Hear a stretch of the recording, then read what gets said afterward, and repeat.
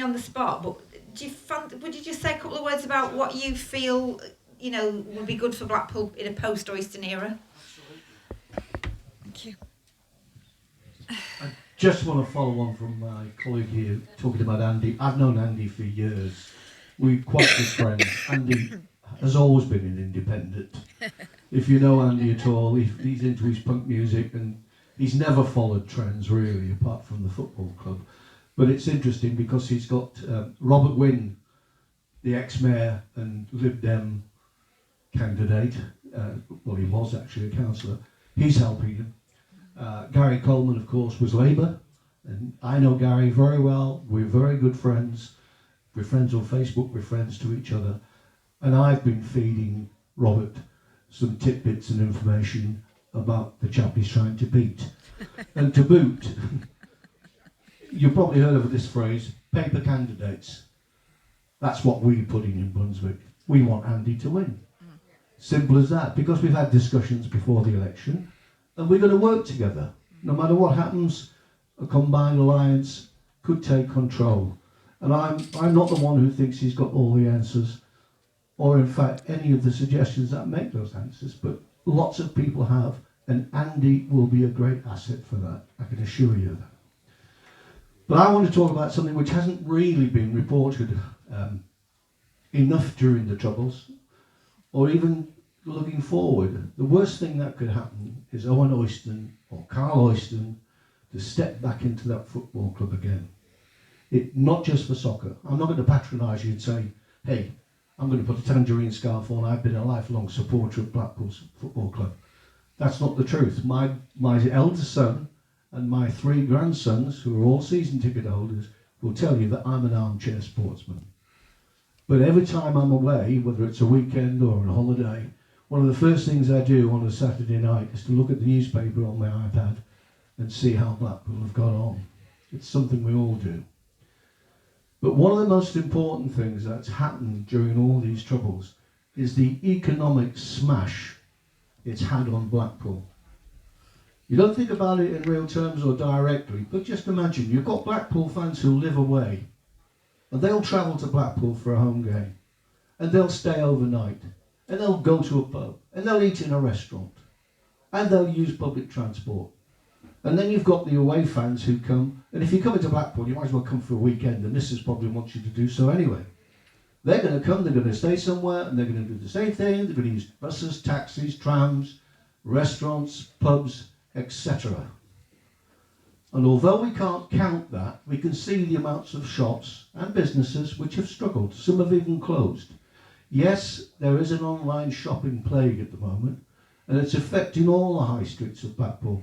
So we are taking that and the loss of the economy that fans bring to this town. And I know I can see how that's happened. I got involved initially because BST came to Blackpool Council and gave a presentation. Andy spoke.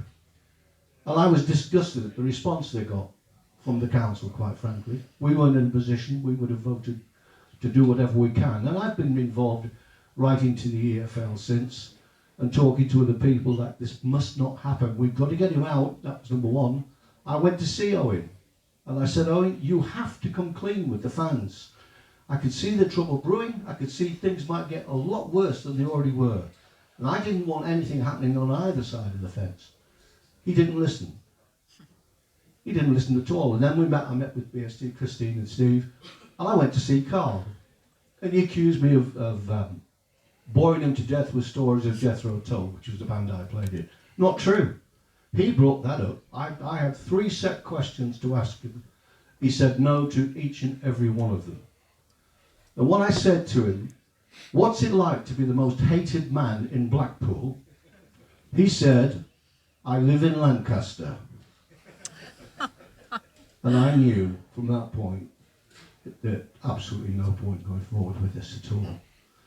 But I congratulate the fans, and you've been a credit to everything that has seen the resolution of getting them out so far. You've worked hard, you've played hard, you've certainly got the attention of the world stage in what you've done. And it's because of that organisation, and it's because of the combined efforts of all the fans, that there wasn't any serious trouble. that things didn't get out of hand. It's controlled, it was managed, and it was a beacon. And every other football club in trouble, and there lots are, should take notice of what's happened here in Blackpool. You've got every credit from me. Going forward, I don't want to see any more economic harm come to the town. I don't know what it is, but as soon as we found out that Owen wasn't coming back, the receivers were coming in, everybody had a smile. Blackpool got its smile back. And whether it was coincidence, the high streets were busier as well. We've had particularly good weekends and good weeks in the high street, especially the home games. Now, if you look at the trend on that, you can see it on the retail index. It's there. It's proof. So I'm not going to patronise you. I'm not going to say, hey, I'm a big supporter. But since I met these guys, I've joined. I'm there. And I'll be at the home game. Not today, unfortunately. I've got something else to do. But next time round, I'll be there. My kids will be there anyway. That's sure for nothing. But I want to see the EFL stop turning blind eyes, stop using a useless toolbox, listen to the people of Blackpool, and I want every business, whether it's the Pleasure Beach or the local newsagent, to get behind and make sure that he does not come back to this club, because otherwise the economy will again suffer. So that's mine.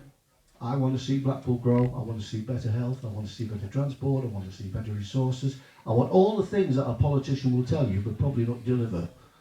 But the difference is, I know some of these are impossible. But if I can make a start, and others can follow me, and so on and so on and so on, we'll get there. And that's exactly what will happen here. You've got to keep fighting. The game's not over.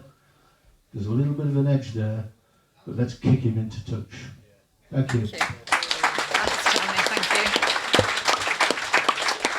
Thank you, Tony, very much, and I'll put you on the spot there.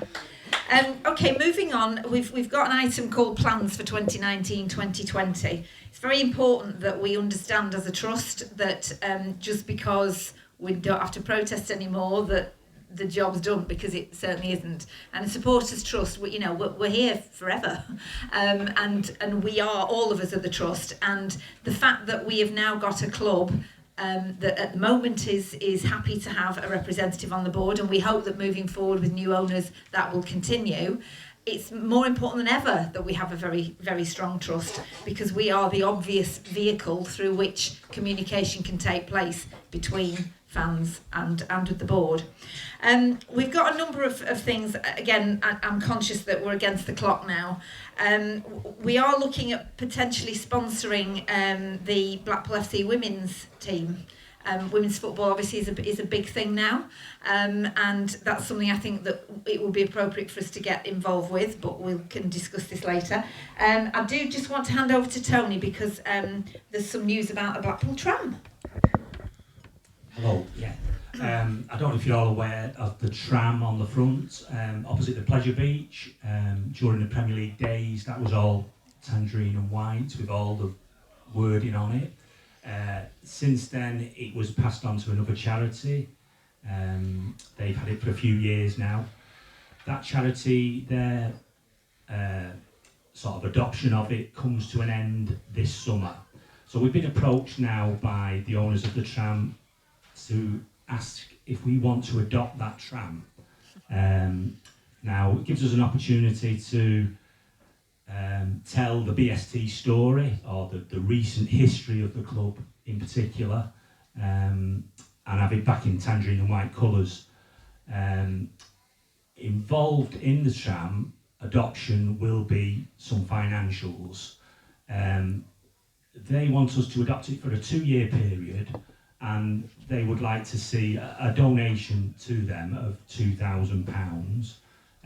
We'd have to have the tram painted up, graphics printed, etc., probably at a cost of £1,000. So it's quite a lot of money over the 2-year period, but we do feel that it's also an opportunity for sponsorship, that in the position it's in, we may get commercial sponsors. Well, we're confident we would get commercial sponsors to put their name on it also, to more or less make it self-financing. The project of the tram being tangerine and white is a great opportunity, again, to put the club itself at the forefront. It's just publicity for the club, for the trust, So that's the project that we've got. It would also be an opportunity to involve volunteers, so that just leads me on. The volunteer group that we've set up over the past 2 months has been a great success. I just had a quick count up this morning, and since we started that, we've actually had 750 hours of volunteer work put in at the club. And it's really, great to see that there's many people in the room that's come along, that, that project is working out well. And as Christine says, going forward, there's so many projects that we can do now. And the tram one in particular, I think, would be a great benefit for us to see that back tangerine and white again. Okay. Thanks, and keep your ideas coming, please. We have email addresses, so if you've got things that you want to suggest, then please let us know. I'm going to hand over to Steve now. Were you going to say something about that? Yeah, I was just going to say the obvious, really. We fought long and hard to get our club back. We're now on the verge of doing that, and starting from ground zero, as Tim was saying earlier. What a fantastic opportunity, if we all put our effort into this, our ideas, our support into this, to create the best club in the land, the best community club. It's all there waiting for us to give our input and try and make it happen. So I think these are really exciting times. That's what I wanted to add to that one. The last item, and this is really to give you some thinking time. You don't need telling that your committee works very hard for you. They're all volunteers. They all put in well over the odds. 1 or 2 of them are burning out. They have to be re-elected every 2 years. This summer, I think 8 of the positions come up for re-election. So I wanted to give you 3 months thinking time to consider whether you might be interested in stepping up and becoming a committee member. I know for a fact that a couple of places won't be contested, so there's at least 2 new volunteers we're looking for to step up to the committee.